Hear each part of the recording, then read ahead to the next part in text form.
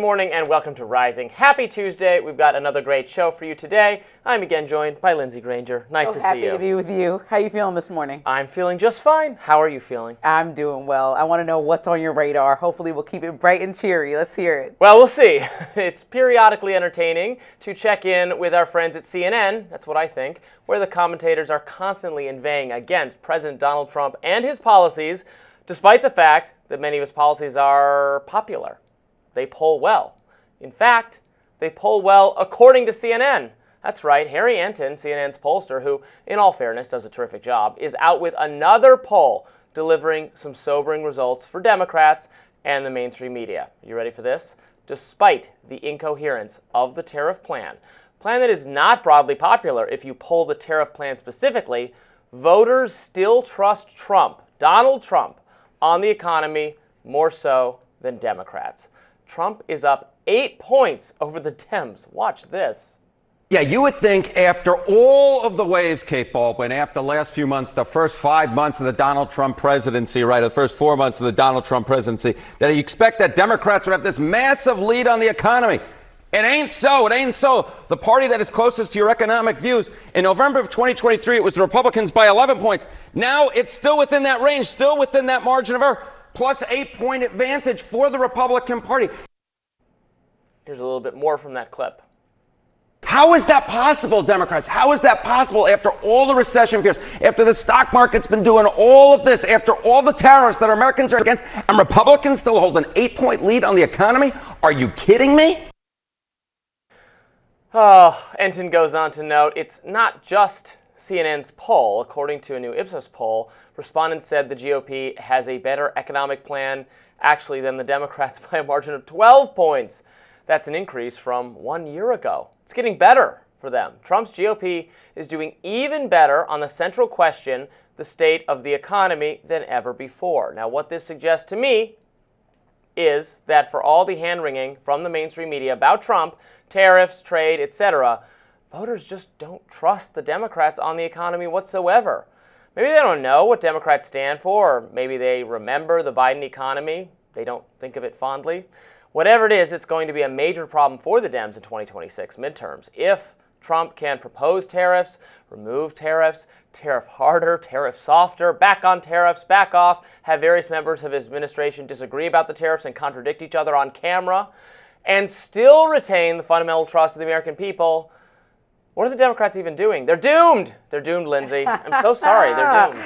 I know you're so happy about this news. I couldn't believe what I was watching yesterday. This only tells me one thing. Yeah. That GOP branding works even without results, right? Yeah. So there are plenty anti-consumer policies, including the tariffs, and somehow the GOP still has a hold on the idea, which is really an idea that they handle the economy better. Actually, when Biden was president in 2023, the unemployment rate was 3.4%. What is it right now? 4.2. So it's up underneath Trump. And so that's what I think people need to understand is to look at what's going on. Look, do you actually feel better? Don't compare it to Trump's first term. Compare it to right now. Do you feel better than last year or exactly the same? People or saying has yes. it gotten worse? People saying yes. No one's they are shopping. better. No, I don't believe that it's gotten better. It's the inflation of it all, don't you think? Inflation is not nearly as bad as it was under Biden, and people see prices. I mean, they got mad at the tariffs because they saw the spike in a couple prices of goods, and they didn't want that, and then the tariffs got eased up on, and the situation looks better.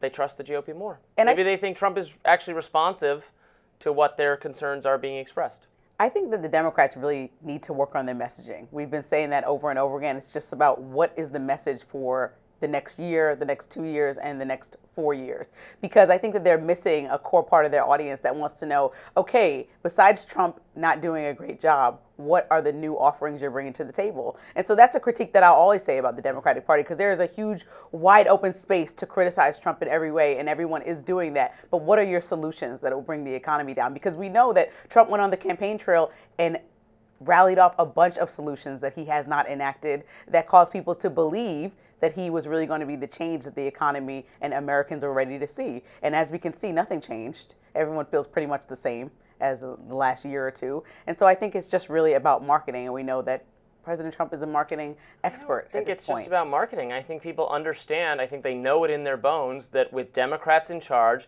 you get a lot of big government spending policies, you get investigations into major companies, you get so-called consumer financial protection that is actually just about passing the cost of the penalty onto the customers themselves. Everything gets more expensive, regulations are more tightly enforced, it's impossible to build things, it's harder to start businesses. You just have a business unfriendly climate that trickles down to everything else. That hurts employment, that hurts innovation, it hurts wage growth, it hurts prices. That's what you get under Democratic governance. Joe Biden promised to be a different kind of Democrat from the what I would describe as radical left economic interventionism and just be normal, business-friendly, moderate Democrat. That's what he ran on. That's not what the American people think they got at all. We're now wondering if that's because he was actually not totally cognitively there for the entirety of the presidency, and actually it was much more liberal and progressive-minded advisors making the policies over the course of the administration.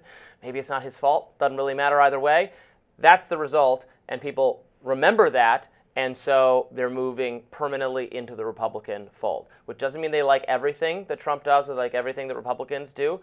Tariffs are mostly a loser, although I think if you make an argument that we need to be mindful of China specifically and try to move some manufacturing away for national security adjacent reasons from China, you can make an argument for it, less so for tariffing like Penguin Island or whatever. I'm not saying there's no criticisms you can have of the Trump policies. I have lots of criticisms of them.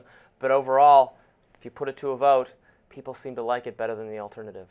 Well, I think when you think about everything that President Trump has done since he's been in office, when you think about what the Department of Government Efficiency has done, when you think about this upcoming big, beautiful bill that might cut a ton of people's Medicaid and just lower the taxes for rich people, I think that there are tons of Americans that are going to feel even worse if everything that he wants to do is enacted. Because Americans like higher taxes? No, Americans like lower taxes for all, but they're not going to lower affect taxes all. for all? They're not going to affect all. And we know the trickle-down theory has been disproven multiple times that it doesn't exactly work. Yeah, well, I'd say that. And so I just think that we need to make sure that we're looking at history and allowing it to tell us what actually happens is, you know, the economy doesn't boom when only rich people get tax breaks. Not only rich especially people, when everybody. you do it on the back of people losing Medicaid, because what happens if you can't afford health bills, if you can't afford any of that stuff, how can you come out of a bad situation that many Americans are in right now? Low-income Americans people don't pay significant tax. I mean, the tax No, but they would now have to pay all their medical bills because they've all disqualified out of Medicaid due to this big, beautiful bill. So then what happens to somebody who was decently making it